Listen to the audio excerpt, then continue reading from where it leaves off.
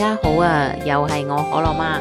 咁上一兩集呢，就帶大家遊咗札幌同埋小樽啦。咁今次我哋嚟到登別，咁我會帶大家呢遊登別嘅各個景點，同埋會推介大家一個性價比超高嘅溫泉旅館，千祈唔好錯過啦。早晨啊，大家，咁一早呢，我哋就從呢個小樽揸車嚟到登別啊。咁第一站呢，就嚟到呢一個登別嘅中雄牧場嘅。咁呢度嘅話呢，我哋入到嚟，首先要買咗飛先啦。咁張飛嘅話呢，大人就係3000 yen 啦，細路嘅話就1500 yen。咁呢度泊車其實都平嘅，500 yen 嘅啫。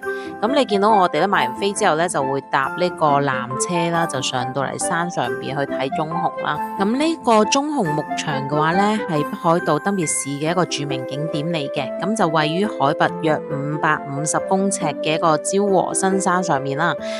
咁佢入邊呢就有好多嘅中雄可以觀賞啦，咁同埋有好多自然嘅風景可以睇嘅。咁我哋一上到嚟呢，其實一出呢個纜車站呢，就已經見到有好多中雄 BB 喺度噶啦。冇 BB 嚟嘅全部都係 BB 嚟嘅，頭先嗰啲。咁我哋睇完中雄 BB 之後呢，咁我哋就嚟到博物館同埋呢個展望台嘅呢一 part 啦。咁我哋沿住樓梯行上去啦。咁首先我哋會嚟到呢個博物館嘅。咁呢個中雄博物館呢，展示咗中雄出世啦，第一日到成年唔同階段嘅一啲骨骼標本啦。咁同埋有講到中雄嘅一啲起源啦，同埋佢哋嘅歷史嘅。咁佢呢個博物館呢，其實都幾好㗎，會話埋俾你知啦。究竟佢哋依家分佈喺世界邊啲地方呢？又會話翻俾你聽，究竟佢哋對人會有啲咩嘅傷害呢？咁因為依家大家都好關注日本嘅呢個熊出沒嘅情況啦。咁其實大家都可以透過呢個博物館呢，去了解多啲中雄嘅生活習慣啦。咁同埋了解多啲中雄嘅，就算你喺街頭遇到佢，起碼你都冇咁驚啦。呢度除咗有中雄可以睇之外呢，我仲有呢個湖景可以睇噶。咁一陣間都會帶大家上去展望台睇下嘅。咁依家我哋就嚟到呢一個影相打卡位啊，中意影相嘅朋友千祈唔好錯過呢度啊。咁呢度呢，佢會 set 晒機位啦，咁你只要喺指定嘅機位度影相就 OK 噶啦。咁我哋沿住博物館嘅呢條樓梯行上去啦，咁就會行到呢個展望台嘅。咁記得啦，帶航拍機嘅朋友就千祈唔好喺度用航拍機啦，因為係唔可以噶。咁我哋喺呢度睇啦，就見到好靚嘅一個湖景啊，咁都好值得大家上嚟去欣賞下呢一片嘅美景嘅。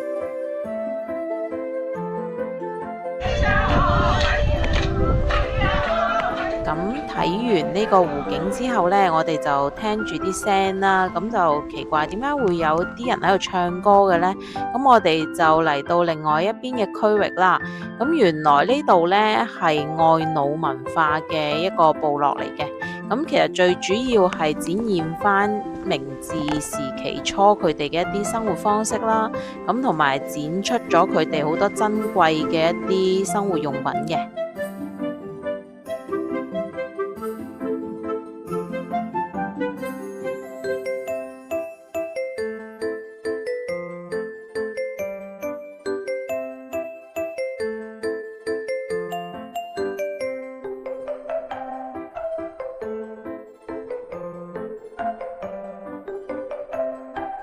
嚟到中雄牧場，我哋又係餵中雄嘅時間啦，買包零食先，唔係俾你食嘅。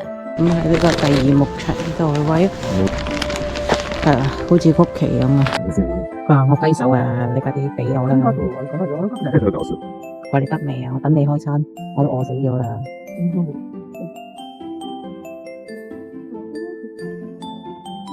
掟到喺你面前啦，快食啦！乖啦，我哋雞你掟佢依家係，你睇佢發脾氣啊！我唔想俾，佢話我喺 C 位啊！我睇個陣食啊 ，C 位。教佢支下手。你錯位。快啲啊！就嚟。佢話我都唔想喐佢執啊！快啲啊你，冇阻住本大爺收工。呢個好慘啊，得個望住。所以貴。喂，大佬有得食好食啦！你睇人哋嗰啲營業中嘅幾勤力，幾多有得食。多錢？我等食喎。你等等。招晒手，你都唔俾我。哇！呢個真係伸晒腳咁。懂的，嗯，跟住少都知道。你揮下手先啦，俾面啦。你入咗，俾隻雀仔食咗，雀仔擔咗咯。呢隻好慘喎，要問你嘅。收個雪，收個雪頂喺後邊啦。又俾隻雀仔擔走咗，究竟係俾雀仔食定俾佢食？佢掟準啲啦。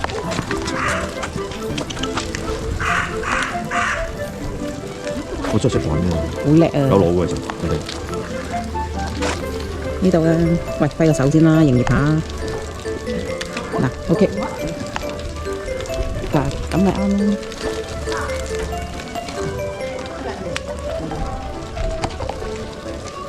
都揾到喎。嗯，好多俾雀仔食咗啊，掟準啲啊。嚟啦，營業下。哎，嗱，俾你，哎呀，都唔怕唔執喎。哇，你唔執我唔俾你嘅喎。喂，掟準啲啊，掟到口度啦。我都掟到口度，好笑。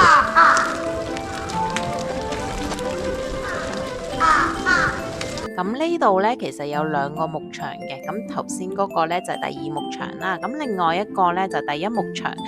咁呢度呢，可以將你粒零食呢擺落個餵食器度，直接就投餵俾啲棕熊食嘅。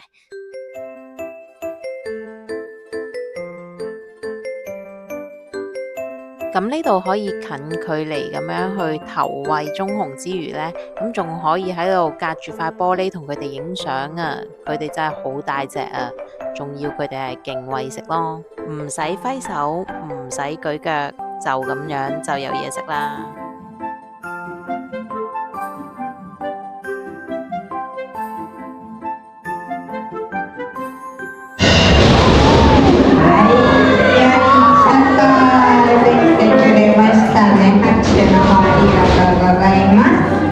跟住我哋嚟到呢度睇呢個棕熊嘅表演啊，咁好多人喺度睇啦。咁佢呢度嘅話呢，其實可以睇到呢隻棕熊呢喺度爬樹啦，係啦，咁行一啲木頭啦，咁同埋盪秋千嘅。咁呢一個呢，其實係一個棕熊自己擔挑大梁嘅一個表演嚟嘅，淨係得呢隻棕熊嘅啫。咁你可以見到佢其實都真係幾聰明㗎，又識得揾鎖匙啦，仲識得做好多高難度動作添啊！咁所以呢，大家真係唔好低估佢嘅智商同埋能力啊！大家一齊嚟睇下佢嘅表演。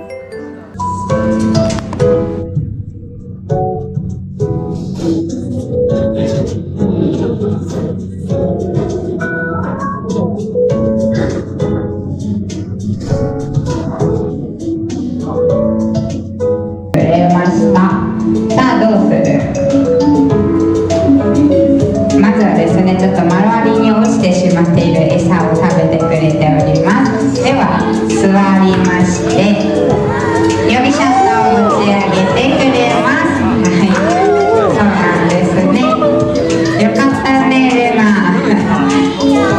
可愛いって言ってもらってますよ。よかったね。こちらの取り出し方一回も教えて。你以為呢度淨係得棕熊睇啊？錯啦！咁呢度仲有松鼠睇嘅，咁你睇下佢條條紮幾靈活。睇完松鼠之後呢，咁我哋就去睇鴨仔啦。你以為就係睇鴨仔咁簡單啊？呢度其實係鴨仔競賽啊！咁呢，你可以喺呢度揀中一隻你自己心儀嘅鴨仔，跟住之後同阿叔講你要買邊一隻，咁佢最後尾呢，如果你贏咗就會有獎品添㗎。はい、まず緑。はい、じゃあ青さんね。はい、どうもありがとう。買定離手，我同可樂巴呢都各買咗一張嘅，咁佢就買綠色啦，我就買藍色嘅，唔知邊一隻會跑出嚟呢？咁我哋呢，依家就睇住呢啲鴨仔呢，一隻一隻咁樣排住隊，去到開始嘅位置啦，準備比賽。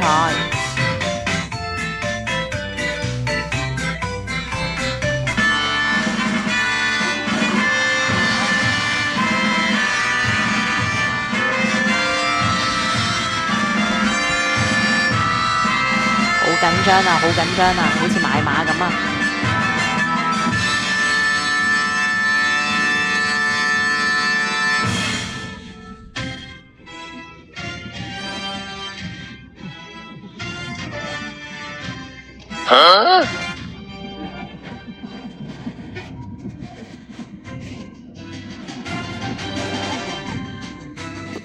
喂喂喂，唔好再食啦，仲食？平時冇得你食咩？快啲啦！睇下我幾有眼光，藍色真係衝咗出嚟啊！佢係第一隻勝出嘅鴨仔啊！其他啲仲喺個水池度慢慢食啊！はい、やったね。はい、おめでとう。よかったね。はい、おめでとう。やったね。咁我哋玩完成個中紅牧場之後呢，就搭纜車離開啦。咁我哋上山同埋落山呢，搭呢個纜車都係唔同顏色嘅紅啤啤啊！我覺得呢度真係好有心思啊！500 yen 啊，呢度搭咗架車3號停車場。依家就前往呢個地獄谷。咁呢，我哋嚟到呢個地獄谷啊。咁地獄谷嘅話呢，我哋泊咗車喺3號停車場啦，就500 yen 嘅收費嘅。咁呢度呢，建議翻大家千祈唔好着高踭鞋，因為啲路真係幾難行噶。咁登別嘅呢個地獄谷呢，其實直徑就約450米，一個火山噴發嘅遺跡嚟嘅。咁灰啡色嘅一個岩層啦，咁四處都冒住一啲白煙啊。咁呢啲硫磺嘅蒸汽呢，就有好濃郁嘅呢一個硫磺味啦。咁令到呢度呢，其實都係寸草不生嘅。咁如同呢個地獄一般，所以呢，呢度就命名叫做地獄谷啦。咁頭先我哋喺中紅牧場呢，睇咗呢個愛努文化嘅呢個展覽啦。咁其實咧呢度同愛努文化呢，其實都係好有呢個關係嘅。咁因為呢度其實呢，就係以前佢哋居住嘅一個地方嚟嘅。咁喺呢個愛努文化入邊啦，咁佢哋嘅語言當中有一個係講登別呢，其實係佢哋一個顏色深重嘅河。又或者係暗黑嘅河咁解啦，咁所以咧同呢個地獄谷嘅景觀咧都好有關係嘅。咁依家咧呢個地獄谷已經成為咗一個旅遊嘅勝地啦，好多人都會喺呢度打卡影相咯。咁依家呢，我哋嚟到登別嘅日子係11月啦，咁天氣就都凍凍地嘅。咁我哋依家呢，其實都冇辦法睇到佢嗰個煙火表演啦。咁如果喺夏季嚟嘅話呢，其實登別係會有一啲煙花表演嘅。咁而呢個登別嘅話呢，其實佢本身溫泉係有守護神㗎。咁佢嘅守護神嘅話呢，就叫做湯鬼神啦。大家會喺登別嘅唔同地方啦，都會見到呢一個守護神嘅。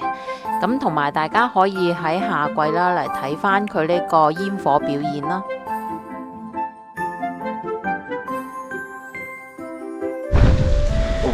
好攰，攰死，仲有20米。20。咁呢度呢，其實可以行上山呢，去睇翻成個地獄谷嘅一個全貌嘅景色嘅。咁大家呢，如果係冇做開運動，我建議大家都係練下先至好行啦，因為真係好攰。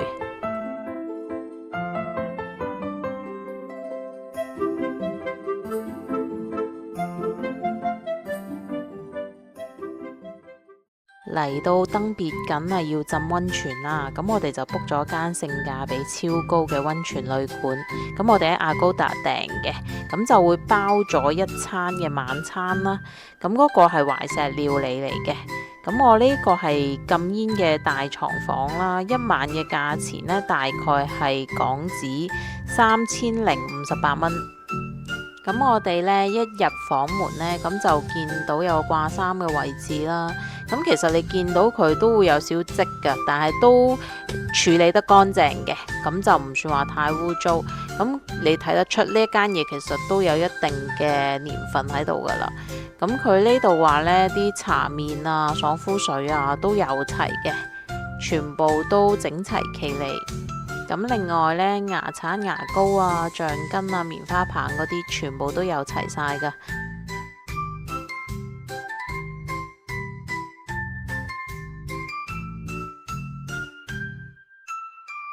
好，到浴室嘅位置啦，咁呢度呢，有呢個浴缸啦，咁另外有個企位啦，可以淋浴嘅。咁佢都係傳統嘅日本旅館嘅模式啦。咁我哋行到去入邊呢，咁就會見到有咖啡機啦。咁咖啡機嘅話呢，佢啲茶同埋咖啡呢，全部都係用呢個膠囊嘅。不過有一樣嘢呢，就係佢上邊嗰啲玻璃杯呢，可能平時少人用啊，咁就冇乜點清潔，上邊呢就好多塵鋪晒喺度咯。咁呢一個就我覺得係扣咗少少分嘅。咁佢個雪櫃呢，就有晒啲啤酒啊、茶同埋水啦。咁呢啲全部都係免費使用嘅。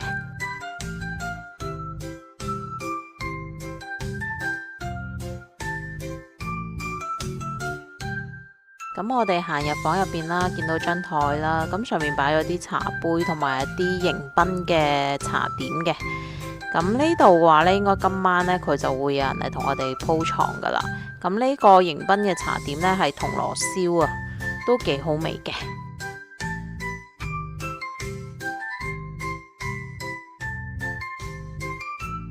咁我哋行到衣櫃呢邊啦，咁呢邊呢，就擺咗啲被鋪同埋啲床褥嘅。咁另外一邊嘅話呢，就擺咗啲浴衣啊。咁呢度嘅話，其實我覺得幾貼心嘅。咁佢有大、中、細嘅 size 啦。咁佢有唔同嘅花款，咁你完全唔會話怕悶啦。唔理你嘅身形係點，佢都總有一款會啱你着㗎。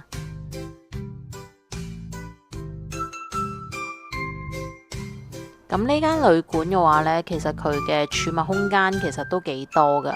咁佢衣櫃另外一邊呢，其實就吉嘅，咁你可以擺翻你自己嘅一啲個人物品啦。咁喺衣櫃入邊呢，就擺咗一啲着浴衣嘅一啲外套啦，咁同埋一啲毛巾啊，同埋着浴衣要用嘅一啲腰帶嘅。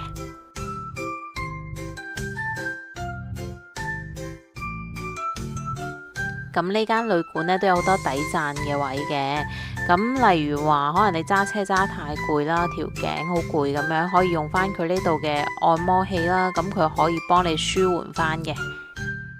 呢個盒咁靚，我仲以為入邊擺咗啲咩寶藏添，原來入邊呢，就係有信封同埋一啲信紙啦。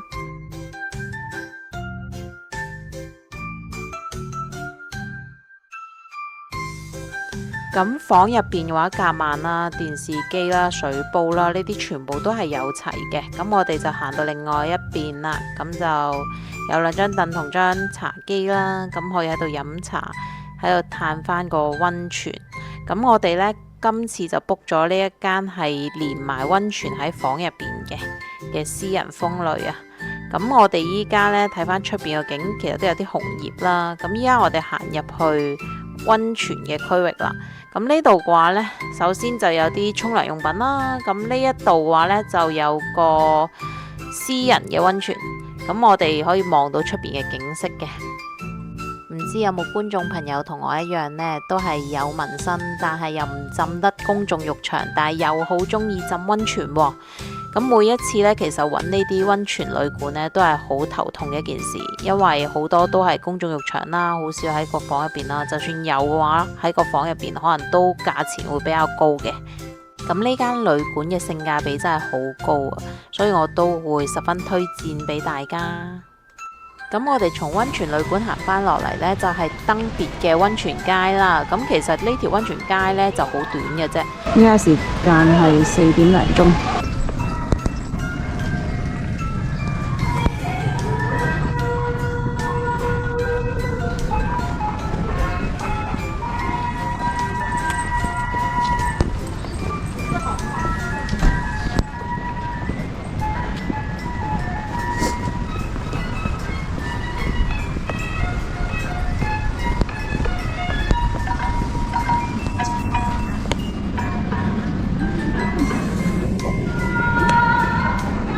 行下，我就見到好多人喺呢一間甜品鋪出嚟，咁我就入去試下睇下好唔好食先。咁我哋就嗌咗個 set 啦，咁個 set 入邊就有一杯嘢飲同埋有個甜品嘅。咁另外呢，就嗌咗一個布甸。咁呢一個甜品嘅話呢，其實就上面有啲 cream 啦，下邊係丸子嚟嘅，都幾好食嘅，比較軟糯嘅感覺啦。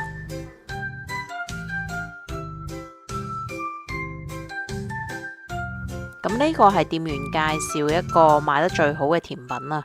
咁佢上面係啲焦糖啦，咁下邊嘅話就係雪糕同埋啲燕麥啦。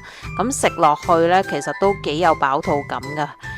今晚嗰餐可能要晏少少先食得落啦。登別都幾多鬼怪文化噶，咁喺條大街度呢，有個閻羅王啊，咁佢會喺指定嘅時間呢表演變面俾大家睇啊。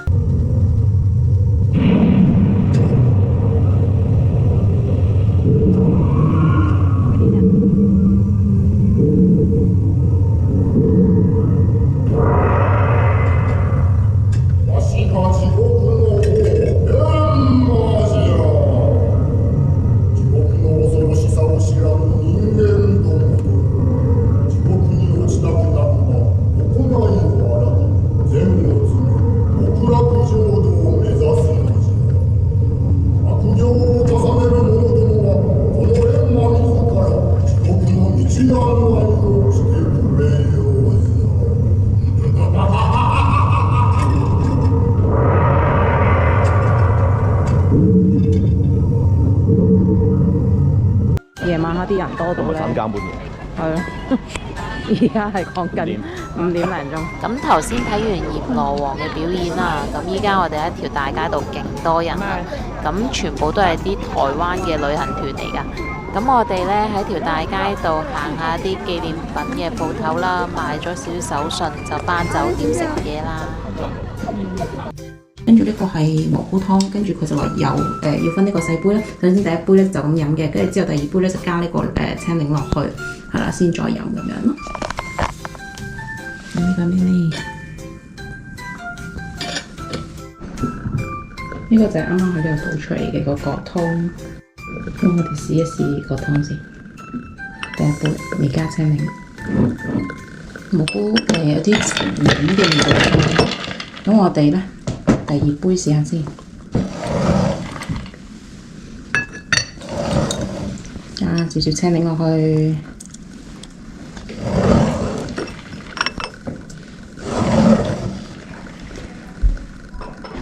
個味道唔同咗，鮮味咗好多。頭先嗌咗我食嘅。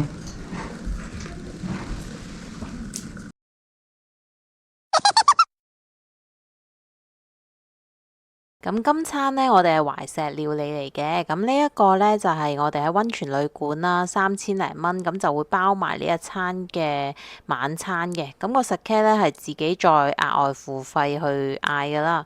咁呢度嘅話呢，其實啲嘢食都整得幾精緻嘅。俾大家睇下，有呢個帶子啦、魚啦、蝦啦。咁下邊呢，收埋咗，仲有幾塊嘅魚生嘅。咁一陣食俾大家睇，有啲花啊、筍喺度，咁就都係點個醬啦，咁有豉油啦。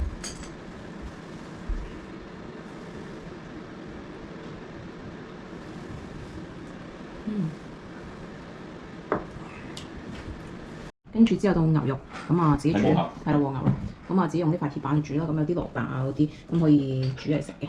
個竹籤啦，我哋除咗落嚟先啦，跟住咧就擺上去。咁呢個係 wasabi 嚟嘅，係啦。好，咁我哋就加翻面先。好，咁食先。呢嚿和牛嘅油脂分佈啱啱好啊，好好食啊！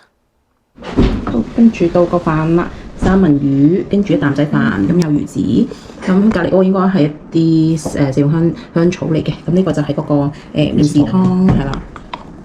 我唔客氣啦。